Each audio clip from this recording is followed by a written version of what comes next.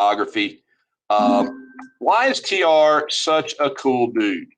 Right? What about him is so interesting? Well, first of all, I've told you that he was a massively physically fit guy. Like he started out as this sort of asthmatic, wimpy kid who managed to overcome asthma without an inhaler, but rather by climbing mountains and working out. So he beat his physical adversity. And he used to store dead animals in the family's icebox, you understand, in order to study them. So he was a naturalist. That was his first love. And he was an intellectual. He wrote dozens of books, dozens of major like scholarly work. I told you that his first book was the history of the American Navy, but I was wrong. It was the Naval History of the War of 1812. That was his first, a very, very academic scholarly work, right? So this guy was, to me, he's the epitome of a well-rounded person. And he had an extraordinarily diverse background, having served in many different roles. But the thing I would mention about him in this question is he used a term or a phrase, a slogan that he picked up in Africa or from Africa. It's an actual East African slogan, and it embodies what TR is about. It says, "Speak softly, but carry a big stick." And so I would like you to be able to translate that a little bit. If you think about that in terms of policy, that means engage in diplomacy, but back it up with a muscular military. Always, always negotiate from a position of strength. You understand? But negotiate. So the irony of Teddy Roosevelt, the Rough Rider, is he, as president, is never going to lead our country into war at all and will win the Nobel Peace Prize. So he is a very complicated figure. He is not a warmonger once he's in charge of the country. And I want you to understand that. So speak softly, but carry a big stick. Now, his chief political skills, he was probably the greatest speaker of his day. I'll say that. He was a great campaigner. He had a funny accent, and you could actually hear TR recorded. I'm sure on YouTube you can hear a few recordings of him. It was very high pitched. It's almost squeaky in its nature. He was a New Yorker, but he was from upstate New York, and so he talked kind of fast and clipped, and he would get very excited, and he had these large mole-like teeth, really big teeth, and so he would just kind of get into it. But he was so enthusiastic. Have you ever been, you guys? I don't know if you remember Mr. Thaxton. He was the math teacher here, right? But Mr. Thaxton always seemed to be running on a full pot of coffee, right? Like this guy was wide open. Well, TR loved coffee, and he drank a gallon of it a day. Okay. And there's a story about TR, I'll tell you. He was once vacationing in Kentucky, or he didn't vacation, he would travel and go hunting. He loved hunting. He was a big game hunter. And he was at a spot in I think it's Kentucky, it might be Tennessee. But anyway, it was like a bed and breakfast. And he had his coffee brought out to him on the porch, and he started drinking it. He's like, this coffee is good to the last drop. And the name of the bed and breakfast was the Maxwell House. And so when Maxwell House Coffee was created at that location, they took TR's line, good to the last drop. So this guy he was the life of every party. You know, everybody wanted to be around him. He was just so wide open. And because he had traveled, his mother was a Southerner from the Civil War era. He lived out west as a cowboy. He had been a New York wealthy person. He really kind of embodied the American people. You understand? He was police commissioner in New York, so he hung around with prostitutes and cops, and he would come around on the midnight shift and bust cops who were sleeping, you know, and stuff like that. So he was just a tough, all-around guy. So please know that. And again, his biography is one of my all-time favorites. So we're going to talk about TR's view of Panama. And TR was an expansionist, and he had a global vision of the United States. Now, keep in mind, while he was Assistant Secretary of the Navy, he began acquiring money for the Navy Department to build an all-new Navy. So one of the things TR wants is a modern, in essence, 20th century Navy.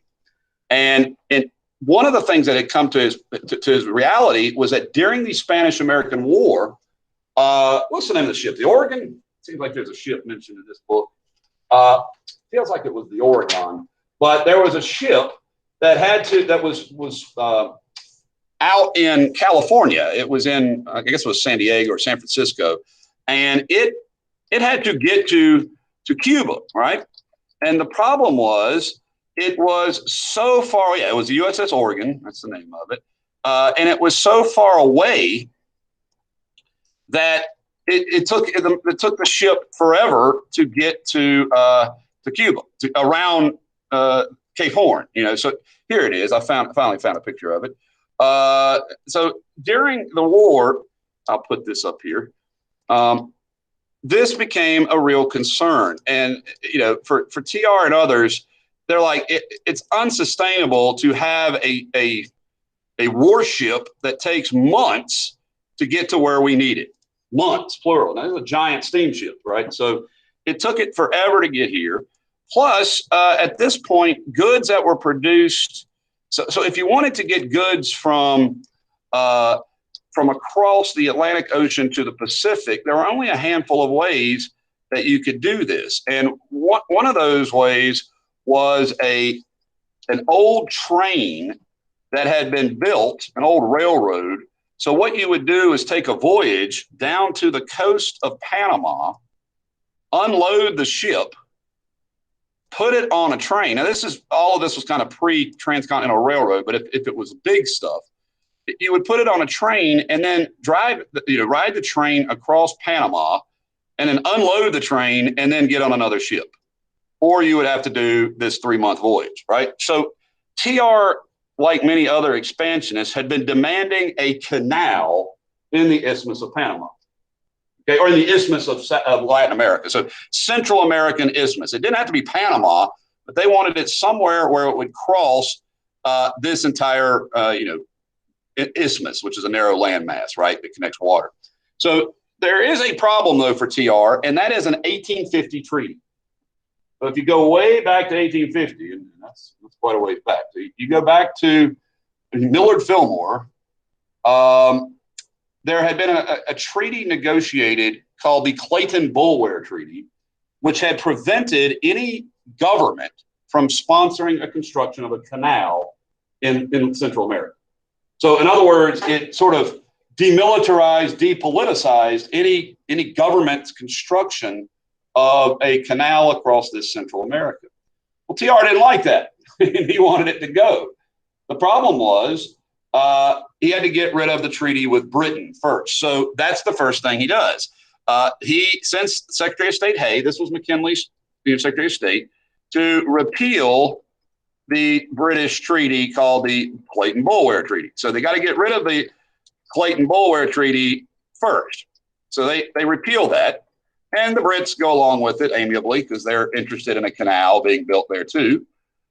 Keep in mind, the Brits and the French had built the Suez Canal successfully, but they were having trouble, their businesses were, building a canal in Panama.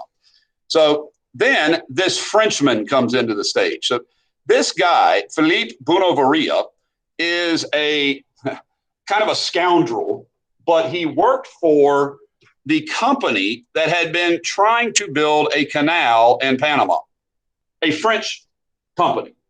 The problem was the company had gone belly up. The workers died, mudslides brought the canal down. It just didn't work, but they still owned the right of way to it. And so what he and his sort of shareholders are trying to do is unload this land and this canal. So he comes to Washington, D.C.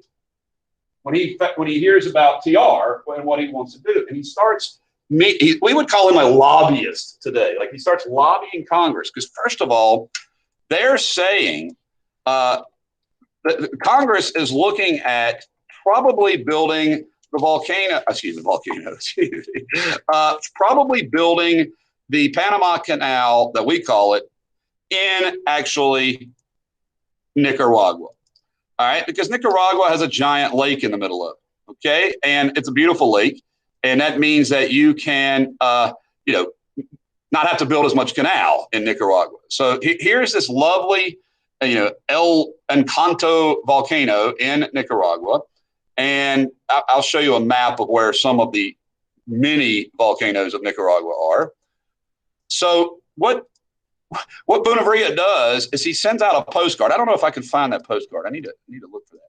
But he sends out a postcard of basically an exploding volcano, and I'll show it to you in a minute. So give me just a second. I know you guys are being patient and kind and wonderful.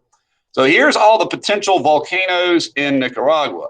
Now there is an eruption that Bonaveria uses. Let's see. This card.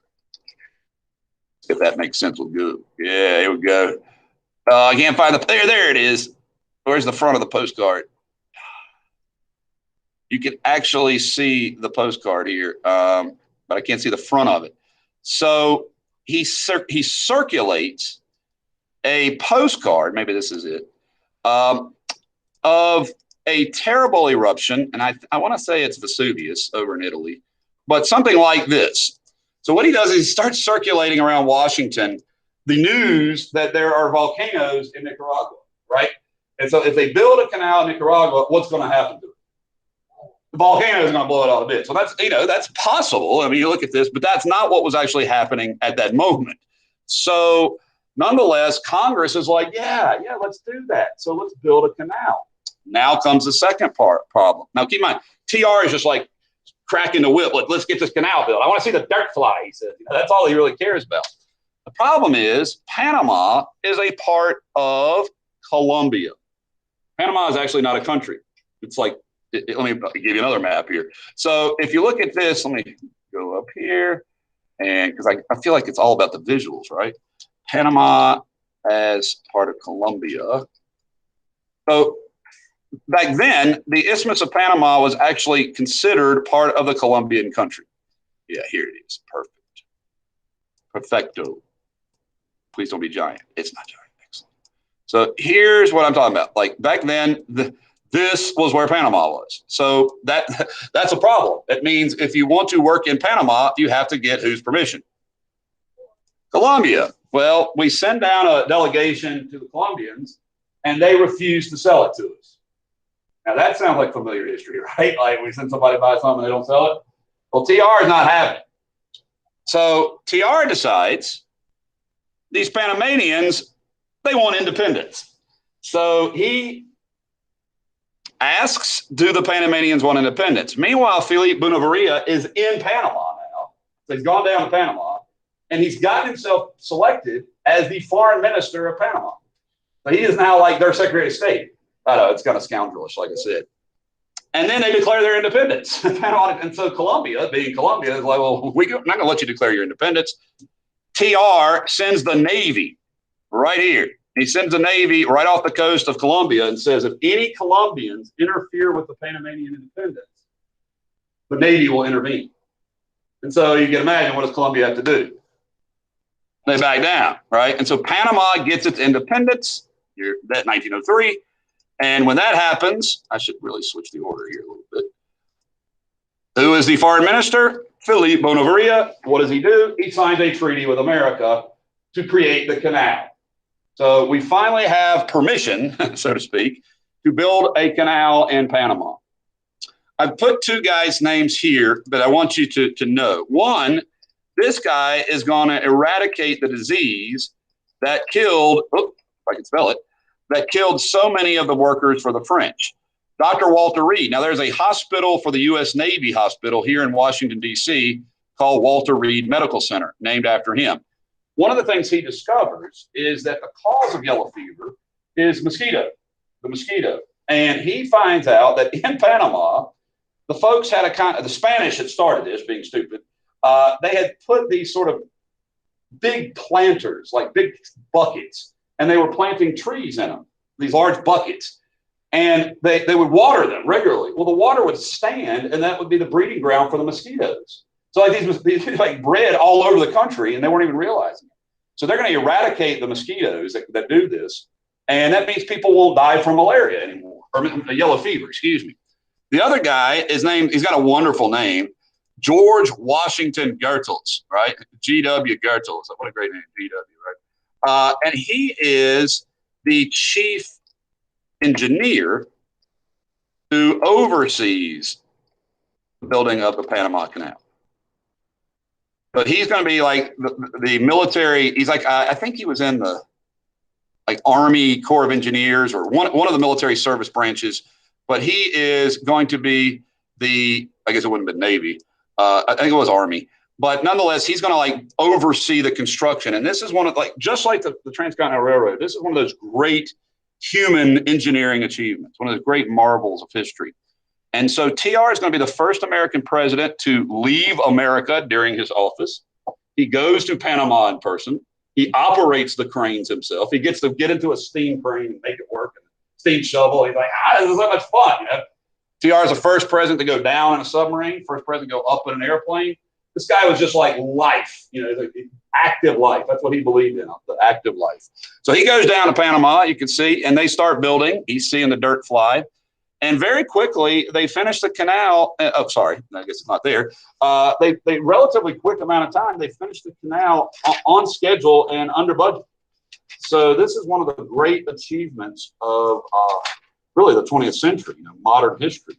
And so I would definitely know the Panama Canal. And there's some great stories, great books written on this thing. Now we do, lease the canal from Panama. We don't officially take it over. I would point that out. We do pay the French for the land, so Bonabaria and his investors get their money.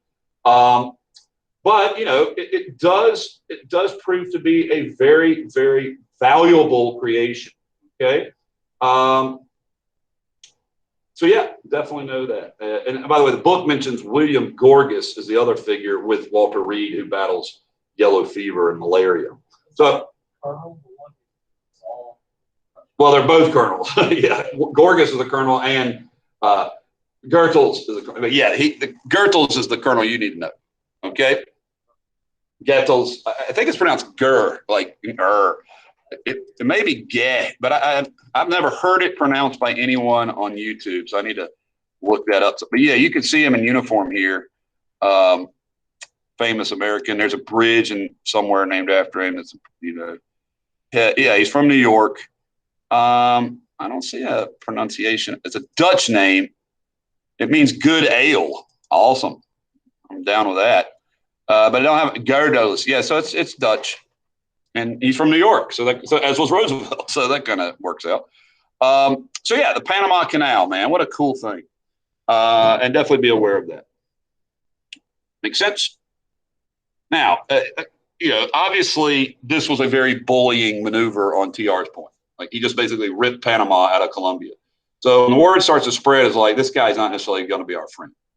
Okay, so a lot of what Cleveland had achieved which was like goodwill, TR definitely doesn't engender there. And it's going to get worse with this light.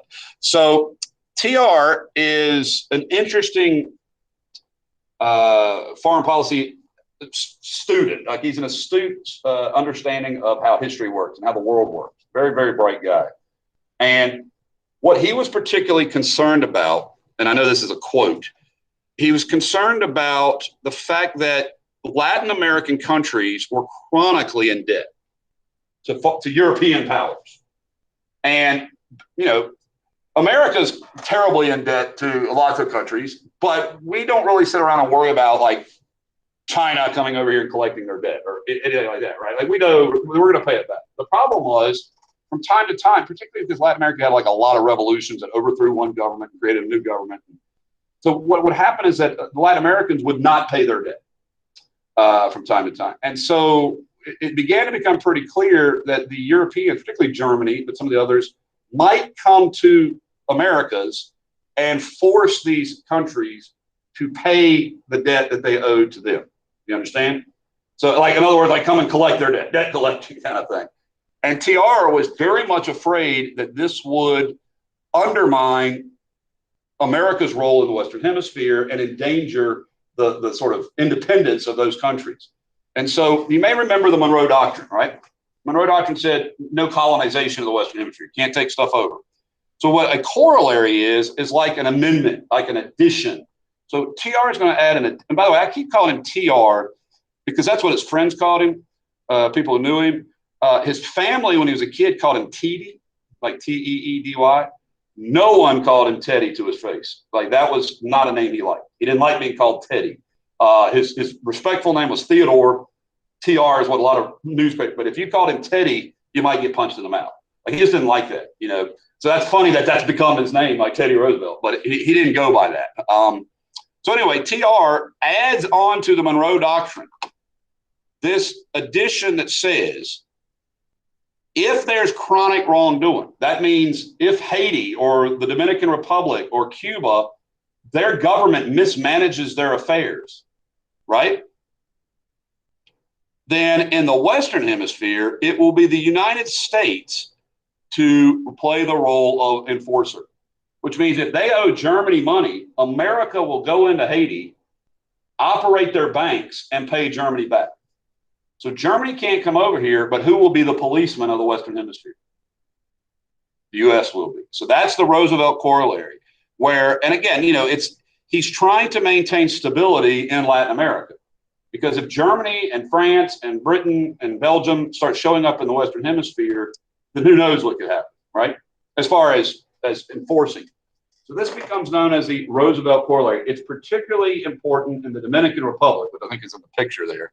Yeah, they call it the Republic of Santo Domingo, but that's the Dominican Republic.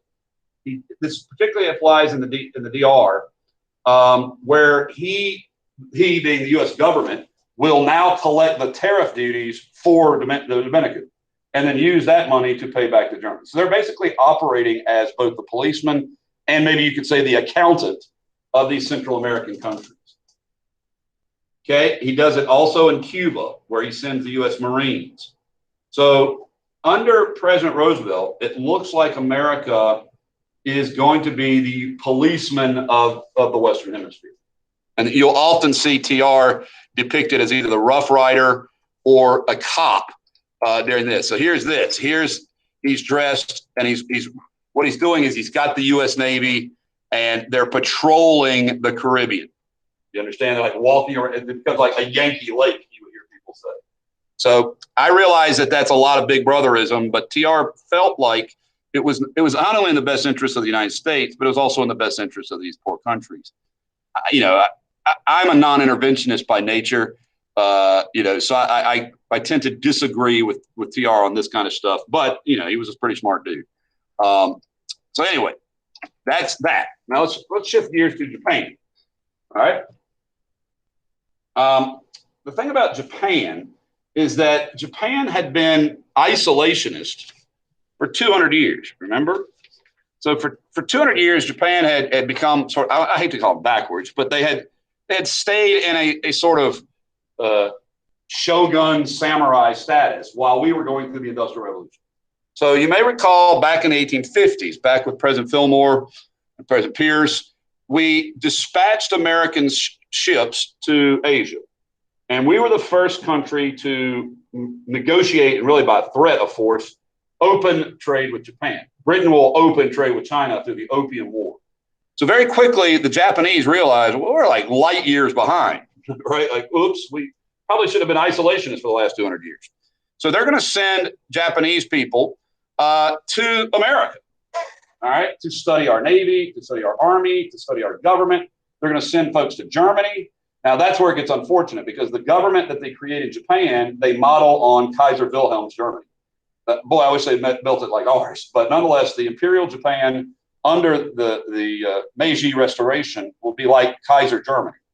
So it's during this period that you are seeing a heavy increase in Asian exclusion. You remember the Chinese Exclusion Act, of course, right? So Japanese immigrants had been coming to the country and, you know, living here and growing up here.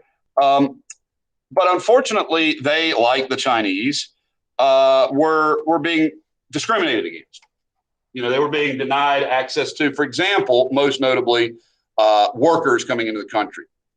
But most important for our discussion today is this. In San Francisco, the public schools there were segregating Asians into separate schools. So they were treating Asians like African Americans in a sense of segregation. They were discriminating against Asians. And TR says the U.S. government, let's just fix that. TR is upset because he doesn't want to alienate keep in mind, the Japanese people are very much a honor code sort of, that's what matters a lot people, right? So he brings the school board of San Francisco to Washington. Now, this becomes a tradition of TR. If TR wants to fix something, he actually brings the people there and then berates them. He'll like scold them, he'll give them the rough treatment. So he does. He chews out the San Francisco. Are you going to harm your whole country based on your district? So he gives them a big ear chewing. But he works out an agreement. That's the gentleman's agreement, where the Japanese will not allow their workers to come to America. So we'll stop discriminating against Japanese people here. Japan will stop sending Japanese people here, right? So it's kind of like saving face for both countries. So it's called the gentleman's agreement, and I would definitely know that, all right? I've also mentioned down below here something that's going to kind of be important at the moment, and it's called the Root-Takahira Agreement. Now, at this point, Secretary of State Hay is no longer in office. He's retired by this point. And what you have in this interesting agreement is probably better suited, well, not on this picture. I thought I had a picture of it, but I want to show you something, and I'll move that picture to that. But what TR had accomplished, which is one of his greatest contributions, is the development of a U.S. Navy during his presidency, and a new U.S. Navy. Obviously, the Navy existed all along, but this Navy becomes known in history as the Great White Fleet, okay? The Great White Fleet. And TR in 1907, somewhere around in there, 5 to 7, sends the Great White Fleet on a world tour. A world tour. And with these ships, he actually orders that they be painted white.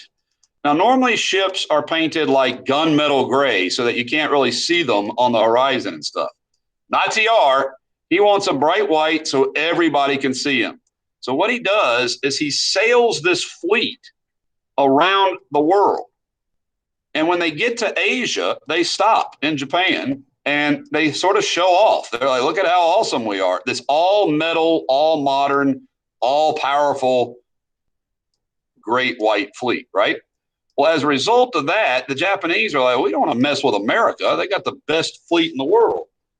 But in exchange for this, TR gets an agreement with them to say that we will respect each other's territory. You hear that? So the Japanese won't try to take American territory in Asia, and we won't try to take, we respect where they are in Asia. And both Japan and the U.S. will uphold the open door. So things are nice with Japan, right? Sure. But let's go even further. So this is the Root-Takahira. This is the Great White Fleet, okay, which he created, he ordered. He worked out this deal. Now, I want to add this. This comes later during the presidency of William Howard Taft, okay? But it's a continuation of the discussion about Japan. Now, Lodge, like TR, was a big-time expansionist, all right? Lodge was he was isolationist in terms of getting involved in other people's affairs, but he really was pro-America in terms, he was nativist to a degree, but nonetheless, he's isolationist and expansionist. It's hard to explain. He's the guy who's not want to get us into the League of Nations. So in other words, he wants to maintain American sovereignty. And he's going to add a corollary to the Monroe Doctrine called the Lodge Corollary, where any country that's not European would be, keep in mind that Monroe Doctrine told Europe not to come over here, right? He's going to say no one can come over here and take over outside of the, so that means non-European powers are not allowed to own territory in America, in the Americas. I add that because that's kind of noteworthy.